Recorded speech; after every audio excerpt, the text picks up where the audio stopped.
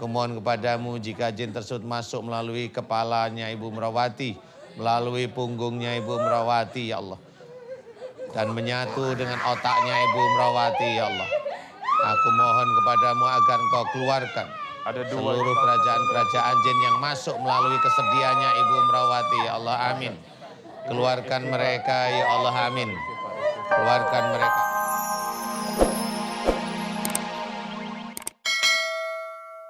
Assalamualaikum warahmatullahi wabarakatuh.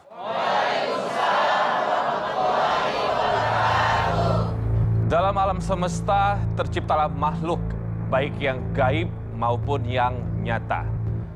Ada yang masih menjadi rahasia dan ada yang kasat mata. Pemirsa, di program ini kami akan mengungkap sesuatu yang masih menjadi rahasia, menjadi sesuatu yang kasat mata. Selamat datang di Rahasia Batin Melampaui Mata Batin. Dalam program ini kami akan menghadirkan beberapa narasumber yang akan dicoba disembuhkan atau dibantu oleh seorang ustadz dalam mencari solusi baik bagi penyakit yang medis maupun yang non-medis. Langsung saja kita bertemu dengan narasumber kami yang pertama, seseorang yang tidak bisa mandi, bahkan mandi seminggu sekali. Jika ia mandi, ia akan mengalami pesakitan.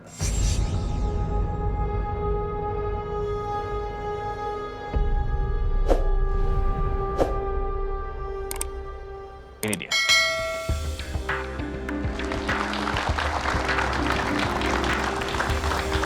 Boleh ya. Kita ngobrol berdua dulu boleh ya. Kalau sudah ada mulai nggak konsen atau istighfar ya sebelum ketemu Pak Ustadz. Dari data yang Mas Robi dapatkan, ibunya ini kalau mandi itu langsung mengalami gangguan gitu. Awalnya sih nggak enak badan, terus kayak berasa masuk angin terus gitu ya Mas Robi ya.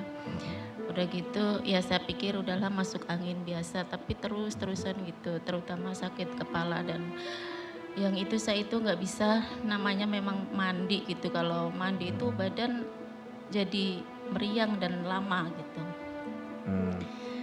Oke, sebentar sebelum Ibu lanjut. Di sini di studio tamu kami semua ada yang malas mandi juga. Kalau Anda semua malas mandi, saya yakin nanti semua bereaksi satu studio ini ya. Hati-hati ya. Awalnya, cikal bakalnya waktu itu ketika nggak mau mandi, apakah memang mohon maaf kebiasaan dari kecil, ketika disuruh mandi sama orang tua selalu ngelawan, nggak mau, atau baru-baru ini saja? Awal mula sekali nih Mas Robi, saya mau cerita ya. Boleh. Dari 3 tahun yang lalu itu ya saya udah biasa ngalamin nggak enak badan gitu. Nah akhirnya itu tahun 2015 itu saya memutus untuk pulang kampung gitu, karena kan kebetulan habis lebaran, biasa acara mudik gitu, tapi saya ngambilnya kan habis lebaran. Nah dari situ karena saya jujur di rumah itu, di kampung itu kan sama kakak itu ada sedikit konflik gitu ya. Ya terus akhirnya kan kebetulan karena orang tua saya itu udah meninggal gitu, biasa saya nyekar gitu ya kalau bahasa Jawa gitu. Nah saya di situ tuh karena nggak tahuan saya mungkin ya, saya sedih gitu. Saya di makam itu ya saya ngirimin doa buat almarhum ibu saya, tapi di situ saya sempat nangis gitu dan bilang, ibu kok begini, nggak ada ibu. Jadi ada konflik. Saya seolah-olah disia-siain sama saudara-saudara saya gitu. Ya udah berlalu gitu aja Mas Robi. Nah pas malamnya, karena kondisi badan saya juga lagi nggak enak badan, terus malamnya itu di rumah saya di kampung itu ibu saya tuh datang gitu. Itu awalnya saya sakit yang kayak gaib-gaib gitu di situ. Datangnya bagaimana? Datangnya itu jadi saya kalau mau tidur gitu, ibu saya tuh selalu datang gitu dan bilang udah kamu ngikut saya aja gitu. Dan sampai saya tuh nggak bisa melek sama sekali, saya tuh takut banget. Saya sampai teriak-teriak walaupun saya ada konflik sama kakak, saya tetap baik gitu. Tolong temenin saya gitu. Terus dari situ tuh saya nangis terus. Nah akhirnya pas besoknya siang-siang juga begitu, saya ketakutan yang luar biasa yang nggak pernah saya rasain dan kesedihan yang nggak pernah saya rasakan gitu. Akhirnya saya kan kebetulan di kampung itu ada teman ngaji gitu. Terus akhirnya teman ngaji ya katanya bisa dilihat sama dia, kata nggak apa-apa gitu. Nah udah akhirnya setelah seminggu saya balik lagi ke Jakarta. Nah saya pulang ke tempat mertua saya, pindah gitu ceritanya Mas Robi. Karena kan pas rumah mertua saya yang di Cilandak itu suruh saya nempatin nama suami gitu, dan kebetulan di situ ada usaha juga gitu. Nah saya semenjak tinggal di situ tuh udah gitu semakin menjadi-jadi terus gitu. Tambah sakit. Dan itu pun saya nggak ada sakit saya nggak wajarnya apa segala macam, nggak gitu Mas Robi. Jadi sakit kepala terus meriang terus nggak bisa aktivitas lah, bisanya bengong. Ya itu tadi yang saya cerita, akhirnya teman saya kan ada inisiatif tuh ya. Ditanyain. Nah dari situ si Bu Haji itu bilang itu teman kamu ada yang ngirim gitu sakitnya gitu. Lah teman saya menyampaikan ke saya gitu. Ya saya percaya nggak percaya gitu. Ya pada dasarnya nggak percaya karena saya nggak pernah punya musuh gitu, dan perasaan saya selama ini saya jadi orang suka mengalah gitu kan. Nah akhirnya udah kamu kesana aja kan kebetulan deket juga ya sesama Cilandak gitu. Udah akhirnya saya kesana, kata si Bu Haji ini Bu ada yang ngirim gitu tapi saya nggak mau ngasih tahu soalnya ntar ibunya takut gitu. Tapi ini udah lama gitu, jadi dikeluarinya rada susah gitu. Nah ini kan kayak sudah ada hubungannya dengan kirim mengirim lah ya. Iya. Ada yang paket 1 malam, ada yang 1 minggu gitu ya. Ada yang kilat juga kirimannya ya. Nah saya nggak tahu juga nih kirimannya yang mana nih kira-kira. Bukan Mas Robi yang bisa melihat atau mungkin menganalisa. Kita langsung ketemu Pak Ustadz aja ya. Iya. Boleh? Ya pemirsa langsung saja saya hadirkan Ustadz Danu. Pak Ustadz.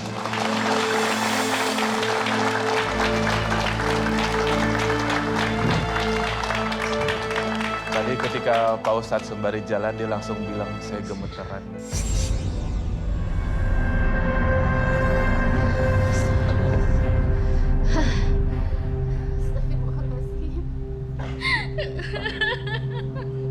Ini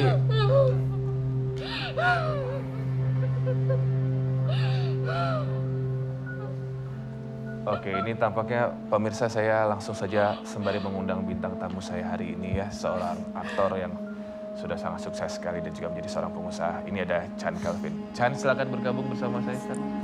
Istighfar dulu ya. Tepuk tangan buat Chand Kelvin. Silakan. Istighfar dulu, istighfar. Jangan hilang dulu. Kita masih pengen dengar ceritanya. Istighfar. Atau saya mau lihat Pak Ustadz dulu. Pak Ustadz ini bagaimana? Tadi mungkin Pak Ustadz sudah mendengar sejarahnya, ada konflik juga. Diawali dengan mendoakan almarhum ibunya Pak Ustadz, malah di pemakaman Pak Ustadz. Bagaimana Pak Ustadz? Jadi kalau saya tadi sempat sekilas mendengar ceritanya beliau, Mbak siapa tadi? Mbak Umrowati ya. Umrowati Pak Ustadz. Umrowati. Ceritanya tadi yang saya garis bawahi adalah keadaan Mbak Umrowati dengan saudara-saudaranya itu yang menjadikan Mbak Umrowati itu seperti tertekan istilahnya. Tetapi sebenarnya nggak apa-apa, itu kan sekedar ujian dari Allah Ta'ala. Harusnya Mbak Umrowati lebih mengetahui bahwa ini ujian dari Allah Ta'ala melalui saudara-saudaranya. Sehingga kesedihan itu tidak berlarut-larut. Karena itulah cara Allah untuk meningkatkan keimanan Mbak Umrowati sebenarnya melalui saudaranya. Walaupun saudaranya menekan. Nah itu kesalahan pertama di hadapan Allah. Kesalahan keduanya Mbak Umrowati adalah berbicara dengan ibunya yang sudah meninggal di makam. Itu memang dilarang sebenarnya. Karena ibu itu sudah meninggal, itu sudah tidak ada di situ lagi. Sudah posisinya itu bukan ibu, di situ di kuburan. Yang jelas itu yang dikubur itu jasadnya. Di situ jasad fisik kemudian ruhnya kembali pada Allah Ta'ala, jiwanya menunggu di alam barzakh. Kita tidak tahu. Kalau seseorang, enggak cuma Mbak Umrawati aja, seseorang berbicara dengan orang tuanya atau kekasihnya atau siapa yang sudah mati, itu nanti yang mendengar itu adalah jin. Jin itu akan mendengar omongan kita sebenarnya. Nah, jin itulah yang nanti akan melihat.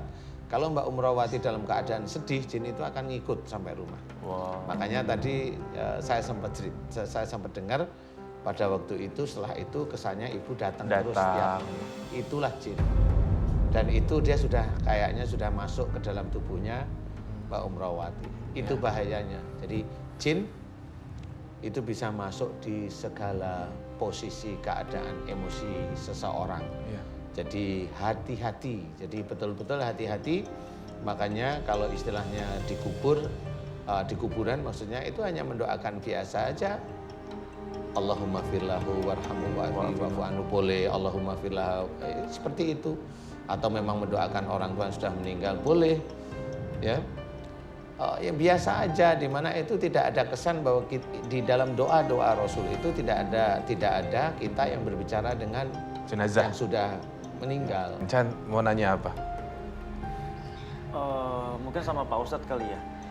Pak, kalau misalkan emang ada ya kalau misalkan beberapa orang yang kesurupan itu kan ada yang menimbulkan berbagai macam reaksi, Pak. Ketika lagi sholat kadang-kadang ada yang mungkin seperti ibu nih, reaksinya pengen keluar gitu. Cuma ada beberapa juga yang ketika lagi sholat malah dia mendampingi gitu tuh, Pak.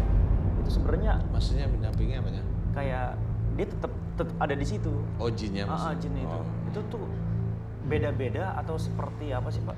Iya, pertanyaan bagus nih Mas San ya. Jadi jin yang mendampingi belum tentu dia juga muslim, ataupun muslim juga belum tentu taat. Ini hanya belum tentu aja ya, karena karakternya memang bisa beda-beda. Kemudian ada jin yang memang dia tidak kuat kalau ada orang sholat. Ini biasanya relatif jinnya itu memang bukan seiman. Bukan seiman. Dan jin itu biasanya liar. Liar itu liar. Liar seperti jin yang ada di kuburan itu liar biasanya.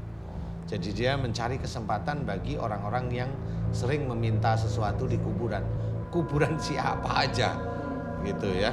Makanya kalau kita itu ke mana, ke Medina untuk ini istilahnya itu umrah, biasanya kan biasa ke sana. Itu biasanya kalau seseorang yang berdiri agak lama di depan kuburnya Rasul itu diusir. Ya, karena memang tidak boleh seperti itu. Nah, ini adalah memang hal-hal yang baik, karena memang selama ini saya mau mengamati seseorang yang senantiasa meminta dikubur itu nanti pasti ada yang masuk ke tubuhnya. Nah, biasanya jinnya liar. Jadi jin yang memang tidak bisa dikuasai. Nah, itu kayaknya sudah ada di dalam tubuhnya Mbak Umrawati. Pak Ustadz langsung saja, kayaknya banyak banget Boleh, ini ya, ya, ayo. Pak Ustadz silakan. Ibu, Mas Robi pegangin ya. Ibu Umrawati ya. Ibu sama siapa sih datang? Sama suami. Boleh didampingin aja Boleh. Pak Ustadz. Suaminya ibu masuk yuk. Ditemenin aja Bapak. Gak apa-apa, dampingin dari belakang aja sembari takut ibu ada apa-apa. Silakan Pak Ustadz. Assalamualaikum warahmatullahi wabarakatuh. Waalaikumsalam warahmatullahi. Silakan. Sini. Iya, Ibu Umrawati, saya akan bantu keluarkan, ikhlas.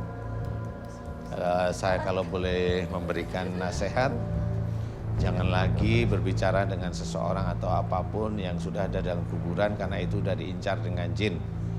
Itu saya mohon. Kemudian juga harus belajar untuk memahami tentang syariat yang benar. Jadi nggak cuma ikut-ikutan orang, jangan ya. Mudah-mudahan doa kita diijabah Allah ya. Amin. A'udzubillahi minasyaitonirrajim. Bismillahirrahmanirrahim. Alhamdulillahirabbil alamin. Allahumma sholli ala Muhammad wa ala ali Muhammad kama sholaita ala Ibrahim wa ala ali Ibrahim. Wa barik ala Muhammad wa ala ali Muhammad kama barakta ala Ibrahim wa ala ali Ibrahim fil alamin innaka Hamidum Majid.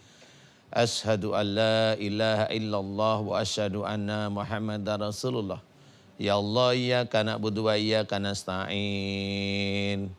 Ya Allah, telah datang kepadaku saudaraku yang bernama Ibu Umrawati. Ya Allah, memohon kepadamu jika di dalam tubuhnya dan sakit yang saat ini beberapa tahun belakangan ini Yang mendera tubuhnya dimohonkan agar Engkau berikan kesembuhan ya Allah. Amin. Ya Allah, aku memohon kepadamu ya Allah. Aku mohon kepadamu agar Engkau ampuni kesalahan dan dosa-dosa Ibu Umrawati ya Allah. Amin. Ampuni kesalahan dan dosa-dosa Ibu Umrawati ya Allah. Amin. Ampuni kesalahan dan dosa-dosa Ibu Umrawati ya Allah. Amin. Ya Allah, aku mohon kepadamu ya Allah. Jika banyak sekali jin yang ada dalam tubuhnya Ibu Umrawati ya Allah, aku mohon kepadamu jika jin tersebut masuk melalui kepalanya Ibu Umrawati, melalui punggungnya Ibu Umrawati ya Allah, dan menyatu dengan otaknya Ibu Umrawati ya Allah. Aku mohon kepadamu agar Engkau keluarkan seluruh kerajaan-kerajaan jin yang masuk melalui kesediaannya Ibu Umrawati ya Allah. Amin. Keluarkan mereka ya Allah. Amin. Keluarkan mereka dari tubuh Ibu Umrawati ya Allah. Amin. Amin ya rabbal alamin. Keluarkanlah seluruh ilmu-ilmu musyrik yang ada dalam tubuh Ibu Umrawati ya Allah. Keluarkanlah ya Allah seluruh ilmu musyrik yang ada dalam tubuh Ibu Umrawati dari orang tua sebelum Ibu Umrawati ya Allah. Amin. Amin ya rabbal alamin. Kun fayakun. Alhamdulillah. La haula wala quwwata illa billah. Masih bereaksi juga. Udah, tinggalin aja dulu. Biar dulu, tinggalin dulu. Pak Ustadz, ini total ada 6 kayaknya Pak Ustadz yang bereaksi juga ini. Banyak kesamber semua Pak Ustadz. Dan reaksinya hampir sama semua, muntah-muntah. Ini mereka yang tadinya bantu pun juga ikutan jadi kena juga. Iya. Ibu, Matanya dibuka Ibu. Dibuka Iya, matanya. Mata dibuka, istighfar sebentar. banyak pergerakan-pergerakan gitu Pak Ustadz ya, seperti dari tangan tadi, badan, itu proses pengeluaran itu bagaimana Pak Ustadz? Iya, itu mereka keluar, insya Allah sekarang keluar. Insya Allah dadanya mulai agak lapang, insya Allah. Gimana dadanya sekarang Bu? Lapang ya? Kepala belakang aja tinggal sedikit kan? Punggungnya lebih ringan? Ringan. Iya, insya Allah itu. Sama di leher ini, leher Pak Ustadz masih Iya, agak kalau berat. kecekek itu Ibu pernah ngamal-ngamalin sesuatu, baca-baca. Baca itu ikhlaskan, kalau sekarang baca ayat suci, niatnya hanya lillahi ta'ala. Mau? Mau? Ikhlas? Jangan baca-baca ayat suci untuk duniawi, jangan. Lillahi ta'ala mau? Iya mau Pak Ustadz. Lillahi ta'ala? Lillahi ta'ala. Amin, amin, amin ya rabbal alamin. Ya Allah, ampuni kesalahan dan dosa Ibu Umrawati jika dalam membaca ayat suci niatnya hanya duniawi. Ampuni kesalahan dan dosanya ya Allah. Ampuni kesalahan dan dosanya. Amin, amin ya rabbal alamin. Oke, kita istirahatkan aja Pak Ustadz ini. Ya, sekarang Kayak gimana rasanya? Tenggorokannya bagaimana? Udah didoain? Barusan tambah. Ya nggak Kayak apa-apa, agak ini masih linglung muter gitu. di kepala. Pak Ustadz muter linglung gitu Iya. Pak Ustadz ya. Yang di tenggorokan sudah mulai ringan? Sama di sini masih. Di mana? Di punggung sini masih. Di punggung Di atas ya. Iya. Kayak masih pengen. Apa? Pengen keluar lagi? Ini banyak Ada. banget Pak Ustadz ya memang yang mendiami Pak Ustadz ya. Memang itu liar. Ini proses keluar aja, dia keluar lewat ke atas, lewat kepala. Jadi yang di pinggang itu lewat kepala. Yang di tenggorokan insya Allah agak lebih ringan. Tenggorokan gimana tadi? Sekarang gimana sekarang? Lebih plong? Iya. Udah. Tinggal yang di kepala. Iya, di kepala. Yang di kepala itu sebenarnya diawali yang kesedihan yang berlarut-larut. Waktu ada persoalan dengan saudaranya itu. Nah, itu dia masuk melalui ubun-ubun, kepala belakang sampai ke punggung belakang. Makanya jangan sampai seseorang itu sedih yang terus-menerus. Kemudian ngalamun karena nggak ketemu solusinya, jangan. Sekarang terima aja itu ujian. Udah. Jadi Pak Ya. Ustadz, maaf saya boleh tanya Pak. Boleh. Kan mungkin nanti setelah ibu ini dikeluarin yang isi dalam badannya itu ada kemungkinan untuk balik lagi nggak sih? Enggak. Pak? Tapi Insya Allah enggak. Insya Allah enggak, Pak. Insya Allah enggak. Selama ini yang saya sering lakukan seperti itu enggak. Jadi, Malah kalau doanya salah malah ngunci ya Pak Ustadz ya. ya, kalau doa yang di tenggorokan itu kan ada sebenarnya beliau membaca ayat suci tetapi niatnya untuk duniawi. Duniawi itu bisa aja untuk menyembuhkan. Nah, itu duniawi. itu mengunci. Iya sih, Makanya terutama tadi memang menyembuhkan ya Pak Ustadz. Ya, Iya. kan semenjak itu saya selalu berdoa gitu terus gitu. iya nggak apa-apa. Sekarang kan karena tadi saya tanya kalau baca ayat suci niatnya harus lillahi ta'ala, beliau mau, nah ini yang ini keluar. Oke. Ini mulai ringan di sini, insya Allah nggak seperti tercekik. Ya. Hanya seperti itu. Makanya selalu saya ingatkan, kalau baca Quran niatnya satu lillahi ta'ala. Jangan untuk dunia. Udah, itu aja. Assalamualaikum warahmatullahi wabarakatuh. Namanya siapa? Nama saya Lili dari Riau. Oke, jauh ya. Ibu sanggup cerita nggak atau saya tanya sama ini suami? Ya, Oh, saya tanya sama suami atau ibu sanggup? Saya sih pengen dengar dari ibu, bisa ya? Cerita dulu. Oke, ceritakan dulu bagaimana ceritanya kok bisa sering kesurupan lalu melukai bibir itu bagaimana? Kita waktu tidur, sedang tidur kita nggak sadar ya kan. Waktu tidur sering menggigit-gigit bibir. Orang sebelah lah yang tahu, kita nggak tahu.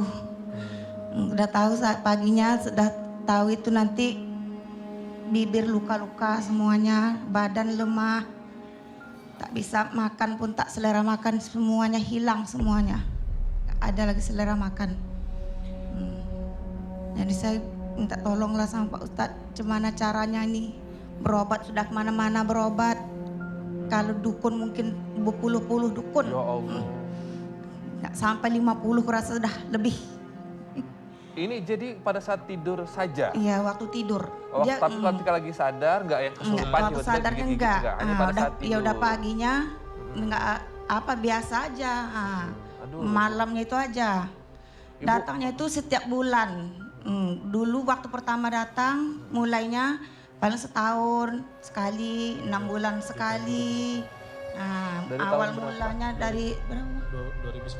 Iya, udah 2010. sekitar. Ya 2010. Dari 2010 udah 8 tahun, hampir 8 tahun lah. Iya.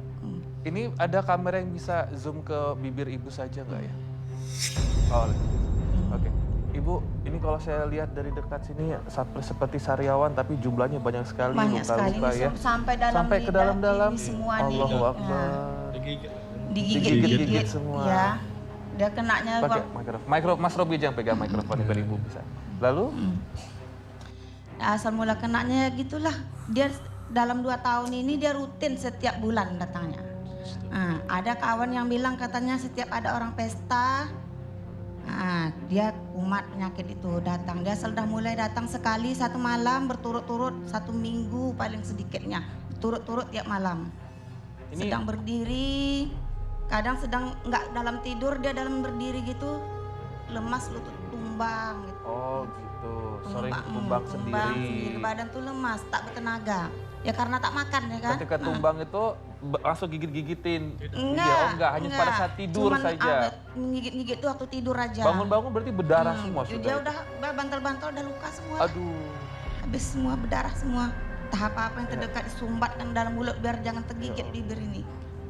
Sudah sumbat semua, apa saja yang disumbat Iya, ini di sampai tangan Biasa kita sumbat pakai buku, Pak. pakai buku. Abang kan suka membaca mau tidur. Baca kan, jadi buku letak dekat kepala. Pas kumat tuh diambil buku sumbatkan ke dalam mulut tuh. Habislah buku tuh berdarah-darah. bukunya sampai berdarah-darah. Bukunya yang berdarah, kasihan bukunya ya. Yang terdekat dari kita aja. Yang Terdekat. Iya. Heeh. Sampai tangannya pun dimasukkan ke dalam mulut awak. Oh, untung nggak habis jarinya, Pak. Oh, luka-luka ya, Pak ya. Heeh. Buku habis. Tadi puluhan dukun itu, kita sebut dukun lah ya. Iya. Kalau boleh tahu diobatinya bagaimana caranya, diapain aja, suruh makan apa, buku? Ya biasanya apa dikasih mandi air jeruk itulah kan umumnya. Air jeruk. Mandi air jeruk, mandi kembang itu istilahnya. Mandi air jeruk. Kalau air jeruk itu dukunnya pinter namanya. Dua pernah sekolah. Orang pintar lah itu istilahnya kalau bahasa. Kenapa pintar Pak Ustadz? Iya, dikiranya sariawan kasih vitamin C Vitamin aja. C. Iya juga ya. Iya, dia pintar. Apalagi kalau tambahin es Pak ya, tambah Iya. seger kali ya. Seharusnya bukan mandi ya, tapi rendam. Rendam bibir ya, Bu. Terus apa lagi pengobatannya dari orang-orang pintar itu? Ya, di Rukiah pernah. Ya kata macam-macam lah katanya. Ada yang disebutnya katanya salah bikin rumah lah. Salah tidur lah, Salah bikin rumah, maksudnya rumahnya di bawah tanah apa Entah gimana? itulah yang nggak taunya macam mana.